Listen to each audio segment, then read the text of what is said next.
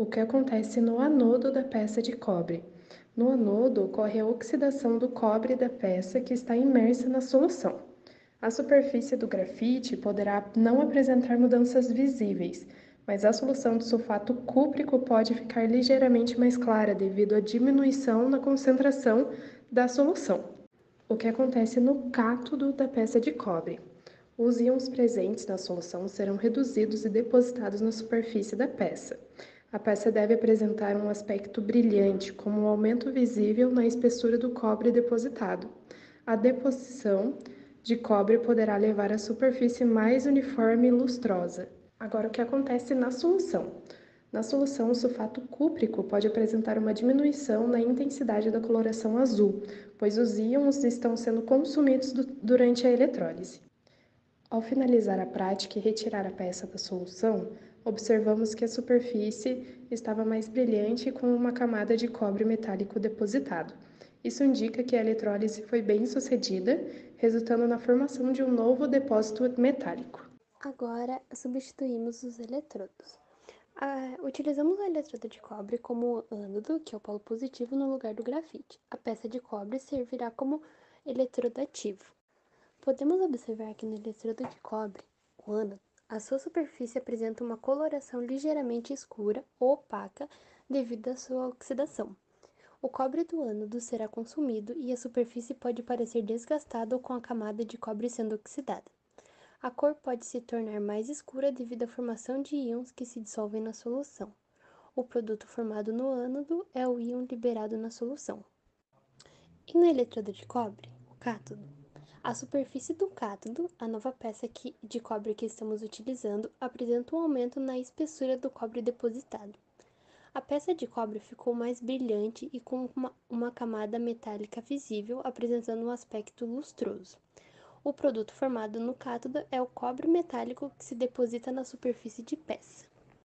Considerações finais. Bom, com a troca do eletrodo de grafite pelo eletrodo de cobre, a reação se torna mais eficiente, pois tanto a peça de cobre quanto o eletrodo de cobre participam ativamente das reações de oxidação e redução.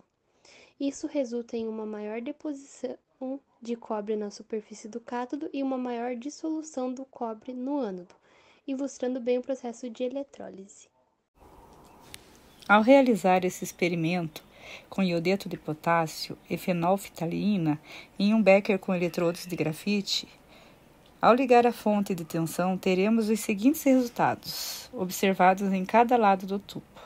Polo positivo anodo, pode ser observada uma coloração violeta decorrente da formação de iodo.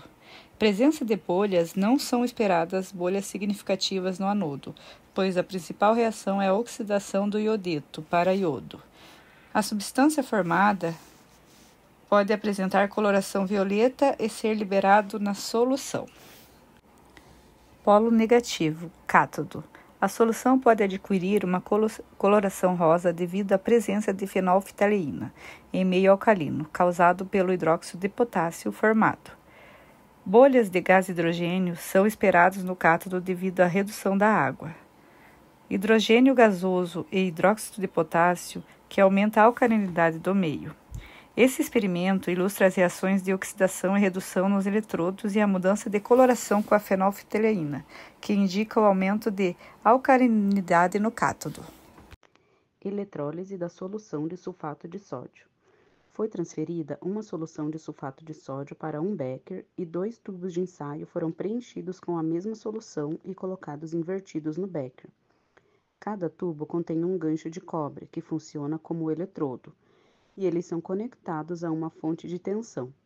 Durante a eletrólise, ocorreu a formação de bolhas no tubo de ensaio, devido à produção de gases.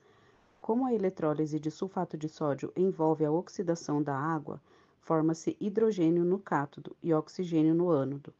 O volume de gás foi marcado e medido após um tempo. O volume do líquido diminui nos tubos devido à formação de gases nas respectivas câmaras. À medida que a eletrólise ocorre, a água é decomposta e os gases, hidrogênio e oxigênio, são liberados nas câmaras dos tubos, ocupando o espaço que anteriormente era ocupado pelo líquido, resultando na diminuição do líquido nos tubos. O valor obtido de gás foi de 41,2 ml, que está presente no tubo. O gás hidrogênio. No ânodo, ocorre a oxidação da água gerando gás oxigênio. No tubo conectado ao ânodo, você observará bolhas de oxigênio. Não ocorre deposição de material nesse eletrodo, mas pode haver formação de íons que se dissolvem na solução. Como resultado, o gás do cátodo será hidrogênio, enquanto no ânodo será oxigênio. O volume de hidrogênio formado será aproximadamente o dobro do volume de oxigênio, devido à relação estequiométrica da água. Eletrólise de deposição de zinco, parte 2. Para garantir que a superfície estivesse adequada para receber o depósito de zinco, uma peça metálica foi lixada e pesada antes do processo, registrando-se um peso inicial de 12,7.756 gramas. Em seguida, a peça foi submersa em uma solução de sulfato de zinco e suspensa por uma gancheira, funcionando como cátodo ao ser conectada a uma fonte de corrente contínua.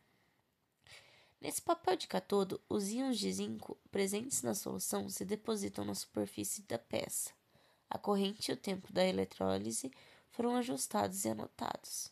Após o processo, a peça foi cuidadosamente removida, seca e novamente pesada para verificar o aumento da massa causada pelo depósito de zinco. Para calcular a massa teórica de depósito de zinco na peça, foi usado a fórmula da segunda lei de Faraday, que é massa igual a corrente vezes o tempo, vezes o equivalente grama do zinco, dividido por 96.500. A massa encontrada teórica foi de 0,0813 gramas.